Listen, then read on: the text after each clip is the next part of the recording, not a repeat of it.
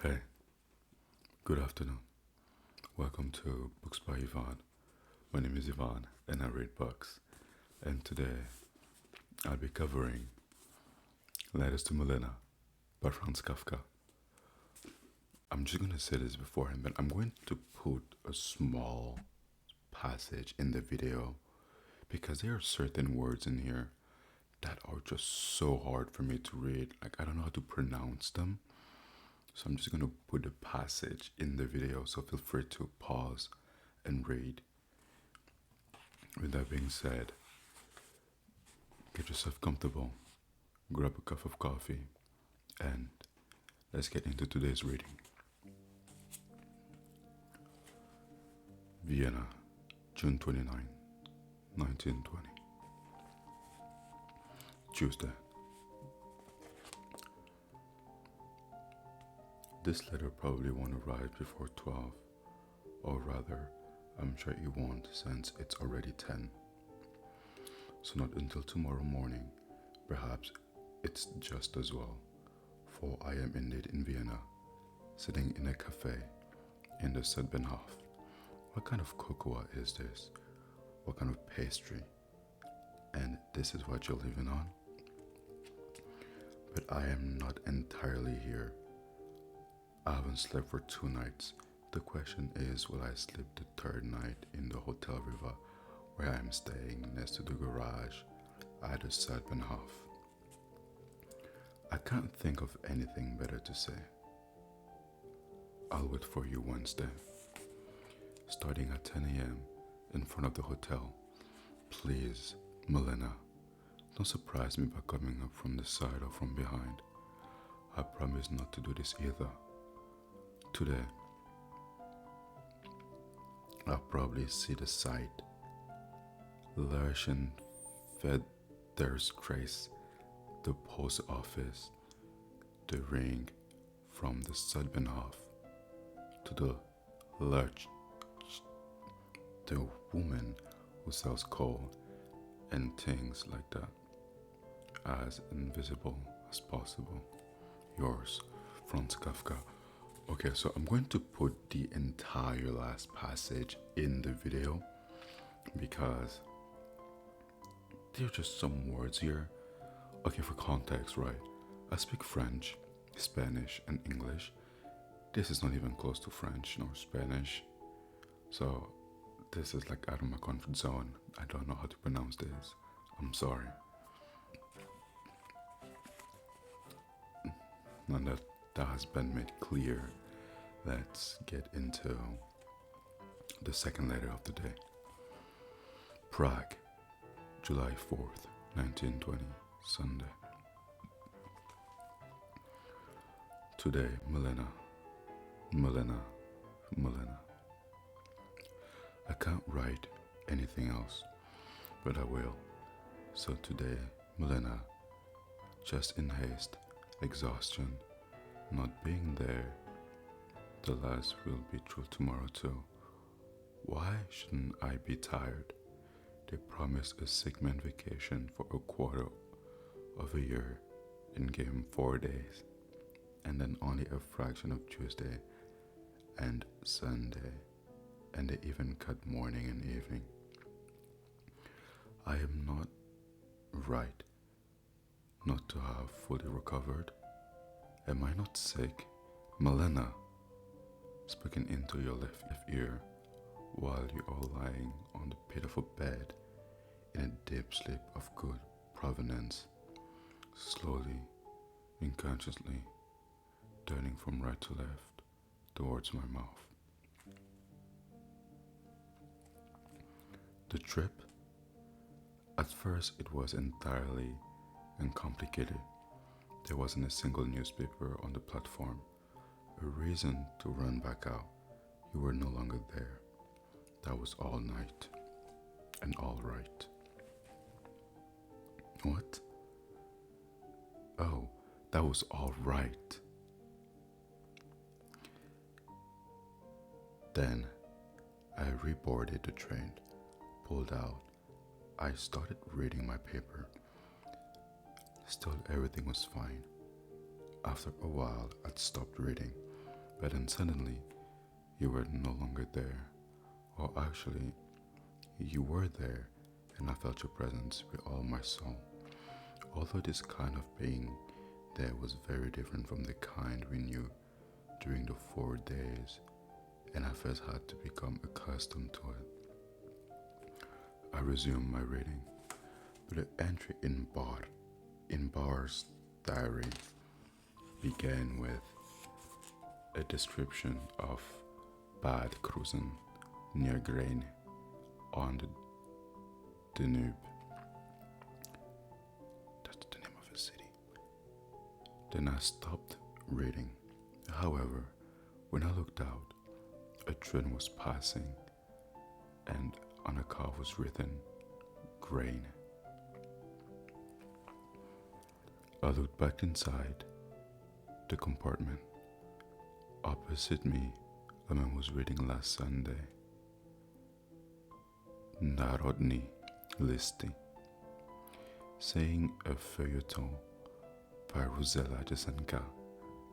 I borrowed it, began reading aimlessly, put it down, and then sit there with your face looking just the way it did when we parted at the station. What happened on the platform was a natural phenomenon I have never observed before. Sunlight dimmed, not by clouds, but of its own accord. What else shall I say? My throat does not obey, nor does my hand. Yours, Franz Kafka. That was the end of the second letter, and I really enjoy the very last passage where he says, sunlight dimmed, not by clouds, but of its own accord. What else shall I say? My throat does not obey, nor does my hand. Maybe I'm just being like, maybe I'm reaching. That's just me. You have your own opinion. You get to decide. But what if, right? He felt a surge of emotion. Because he says, my throat does not obey. Maybe he wanted to express himself, but he wasn't to. You know when you have that like ball in your throat and aren't able to talk, I guess. Maybe that was the situation he was in. Maybe not. I wouldn't know. That's just my opinion. You have your own. What do you think? With that being said, let's get into the third letter of the day. Prague, July 4th, 1920. Sunday, a little while later, a courier has brought the enclosed letter. Please tear it up at once. Also the one from Max, and wants an immediate answer. I'm writing that I'll be there at 9.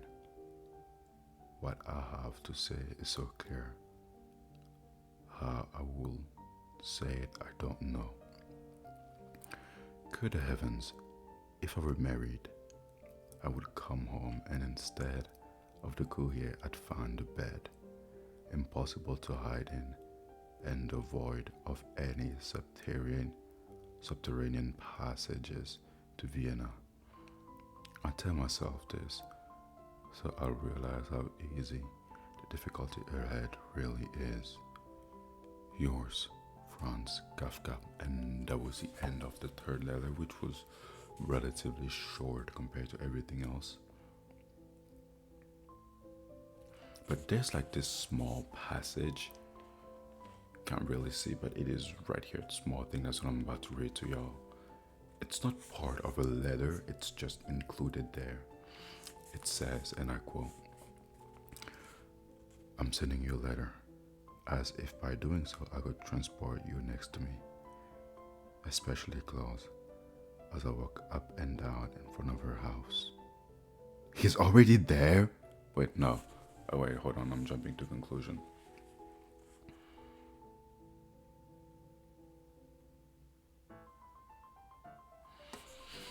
But I thought he was already in front of Milena's house. And that's when I was like, seriously? How did that happen? But anyways, that really surprised me. Let's get into the fourth letter of the day. Prague, July 4 to 5th, 1920, Sunday, 11:30.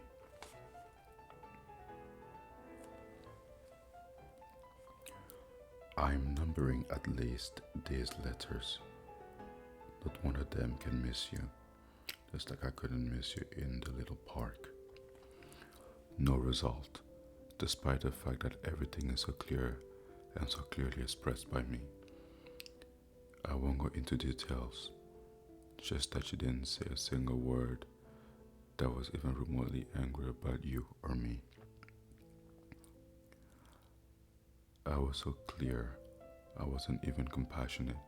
The only thing I could truthfully say was that nothing had changed between her and me. He's talking about his ex-wife, or his current wife, or the woman he's talking to right now. The only thing I could truthfully say was that nothing had changed between her and me, and that it hardly ever would change, only no more. It's disgusting. Work for a hangman, but not for me. Just one thing, Milena. If she falls seriously ill, she looks very bad and her despair is boundless. I have to see her again tomorrow afternoon. Anyway, if she gets sick, or if something else happens to her, it's no longer in my control, for I can only go on telling her the truth. And this truth isn't merely truth, but more. It is my being dissolved inside you while I am walking next to her. So if something does happen then, Milena, you have to come. Franz Kafka. And that concludes it, ladies and gentlemen. Franz Kafka have fallen for her. He has fallen. He says, and I quote, but more. It is my being dissolved inside you while I am walking next to her. My being is, oh my God.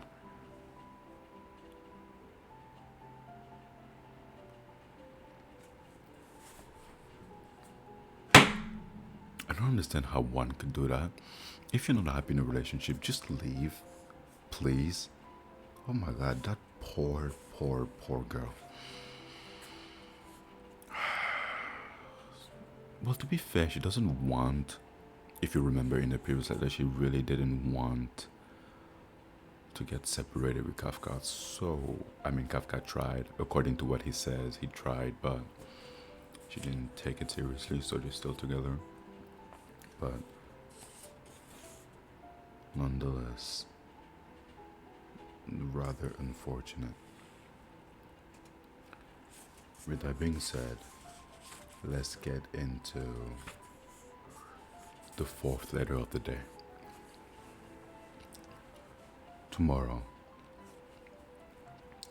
I'll send the father letter to your apartment. Please take good care of it. I still might want to give it to my father someday. If possible, don't let anyone else read it. And as you read it, understand all the lawyer's trick. It is a lawyer's letter. And at the same time, never forget you're great nevertheless. Monday morning. I am sending you The Poor Fiddler today. Not because it means so much to me. The Poor Fiddler is a book that he wrote. Not because it meant so much to me, although it once did years ago. Rather, I'm sending it because it is so Viennese, so unmusical, so sad, because he was looking down on us in the Volksgarten.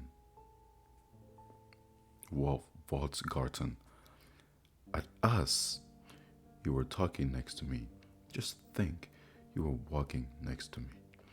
because he is so bureaucratic and because he loved the girl who was good at business.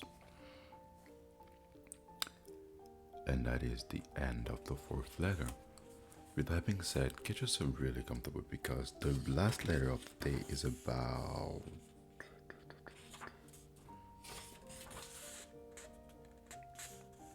2 pages long.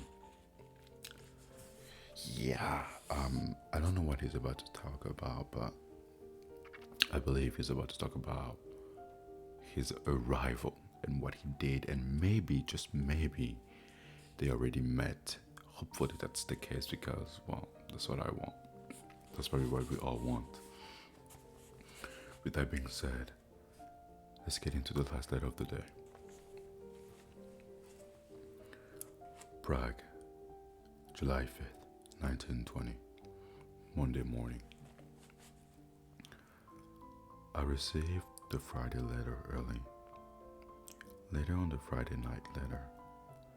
The first is so sad, sad, sad station face. And it's sad, not so much because of its content, but because the letter is old, because all that is past, the woods we shared, the suburb, the ride. Of course, it will never fade, not ever.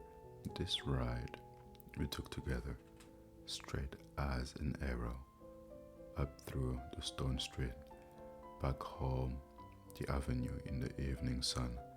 It will never stop. And still, it's a stupid joke to say it won't. Here they are, various documents lying down. A few letters I just read, an exchange of greeting with the director in his office, not dismissed, an other colleague here and there, and accompanying all of this is a little bell ringing in my ear. She's not with you anymore. Of course, there's also a mighty bell somewhere in heaven ringing. She will not leave you. But after all, the small bell is in my ear, and then again, there is the night letter. It's impossible to understand how many breasts could expand and contract enough to breathe this air. It's impossible to understand how you can be far away. And nevertheless, I'm not complaining.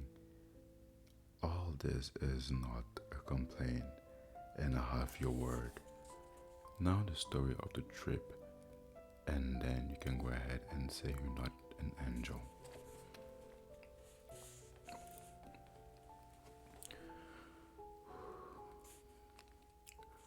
I knew for ages that my Austrian visa had actually and figuratively ran out 2 months back.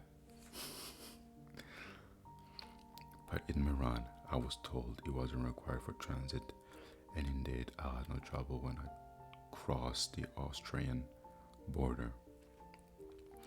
Because of that, I completely forgot about this omission while I was in Vienna, in Mund. However, the official at the passport control, a young man, hard, discovered immediately. The passport was set aside.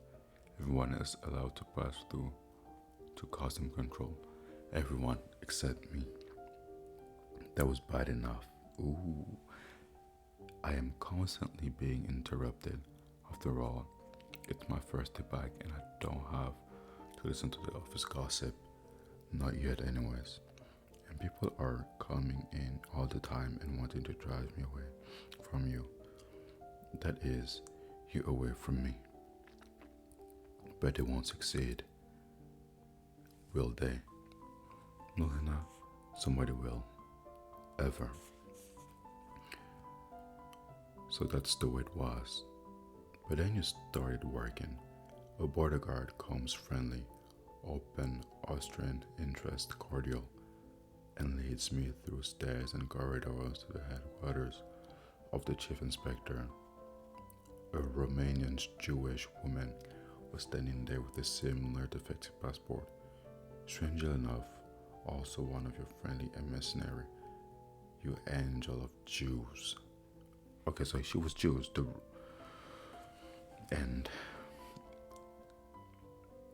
that's the, in case you didn't get it, that's a joke he made in, I believe that was letter 18 to 20, something like that. Anyways, let's get back to reading. A Romanian Jewish woman was standing there with a similarly defective passport. Strangely enough, also one of your friendly mercenaries, you angel of Jews, but the opposing force are still much stronger. The larger inspector and his small adjutant, both yellow, emaciated, sullen, at least for the moment, take possession of the passport. The inspector is finished in no time, return to Vienna and obtain the visa at police headquarters. I can do nothing but repeat several times. That is terrible for me. The inspector also repeats his answer several times, ironically and angrily. You only think it is. Can't the visa be obtained by wire? No, even if I pay all cost? No. Isn't there a higher authority here? No. The woman, seeing my distress, remained magnificently calm and asked the inspector to let at least me pass. Your means are too weak, Milena. You won't get me through that way. I have to walk all the way back to passport control and fetch my luggage. There's no question of my leaving today. And now we're sitting together in the chief inspector headquarters. The guard has little consolation to offer except that the train ticket may be extended, etc. The inspector has said his last word and retreated into his private office. Only the small adjutant is still there. I calculated the next train to Vienna departs at 10 p.m. I'd arrived in Vienna at 2:30 a.m. I'm still covered with the bites from the Riva Verma. What will my room at the Franz Joseph Benhoff look like?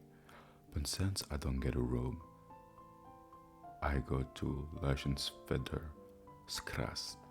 That's right, at 2:30 a.m. and ask for a room. That's right, at 5 a.m. Anyways, whatever happens, I must obtain the visa Monday morning. Will I get it right away or will I have to wait until Tuesday? Then go to your house and surprise you at the door, which you open. Good heavens. Here my thinking takes a break, but then continues. But what ship will I be after such a night and the journey? And in the evening, I'll still have to leave on the train that takes 16 hours. What will I look like when I arrived in Prague? And what will the director say? Whom I'll have to ask for sick leave once again. Certainly, you don't want all that. But what do you really want? There's no way out. It occurs to me the only slight relief would be to spend the night in Mund and wait until morning before traveling to Vienna, and so, already exhausted, I asked the quiet adjutant about a morning train bound for Vienna. There's one at 5:30, which arrives at 11 a.m. It's like the universe is against him. It's as if it doesn't want him to go and meet Milena. God, he has been delayed so many times. It's insane. I just want to know what it's like when they reunite, right? When they meet. Am I asking for too much? I doubt I am. I really doubt I am, but what can I do? That being said, let's keep reading. Good. I'll take that train, and so will the Romanian woman. But suddenly, the conversation takes a turn. I don't know how. At any rate, in a flash, it's clear that the little Adjutant wants to help us. If we spend the night in Mund, then the next morning, when he's alone in the office, he will secretly let us through onto the local train to Prague, where we will arrive at 4 p.m. We were supposed to tell the inspector that we're taking the morning train to Vienna. Wonderful! Although just relatively wonderful, since I'll still have to wire Prague. But even so, the inspector arrives. We act out of small comedy about a morning train to Vienna. The adjutant then sends us off. We're supposed to pay him a secret visit later in the evening to discuss the remaining detail. He's a really good man. The adjutant. That's literally what it says. I know it sounds odd, but that's literally what it says here. But he's a really good man for trying to help him and trying to help us, because at the end of the day, we want them to be together. Skip reading. I think that all this is your doing, whereas in reality, it's merely the last attack of the opposing force. See, I knew it. Even he knows that the universe is against him. It's against them.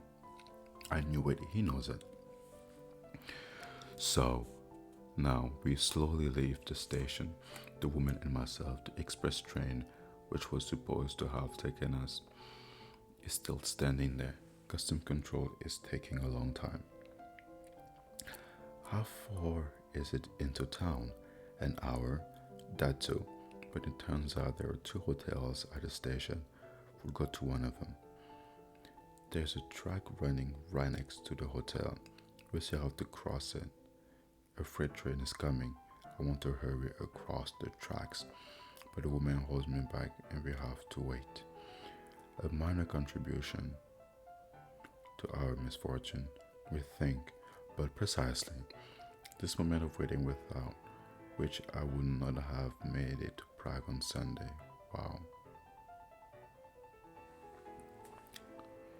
Is the turning point, as if you had to run up and down, knocking on all the gates of heaven to plead for me, just as you ran up and down, knocking at all the hotels of the Westbahnhof.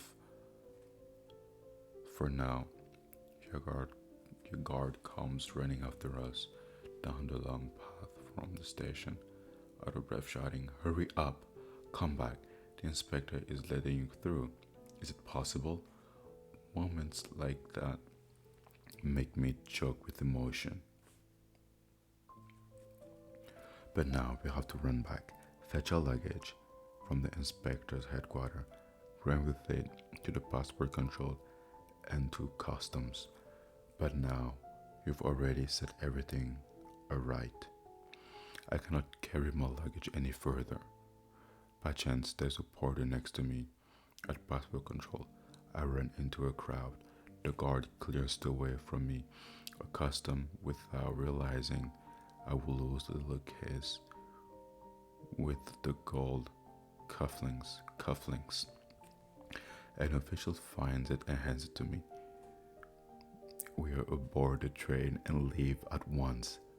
At last, I'm able to wipe the perspiration off my face and chest. Stay with me, always, Franz Kafka. Let's go. That was the end of the 5th letter. And finally, oh my God, he's making his way to Prague. They are about to meet. The next letter. They are coming together. I I really cannot wait for tomorrow so I can read this. But I have to be patient. I have to be patient because patience is a virtue which I possess. So I will not be turning this. I will be closing the book. And as always, I hope you guys enjoyed the reading. With that being said, this is Books by Ivan. I'm Ivan, and I hope you enjoy. Have a good day, and be good people. Bye.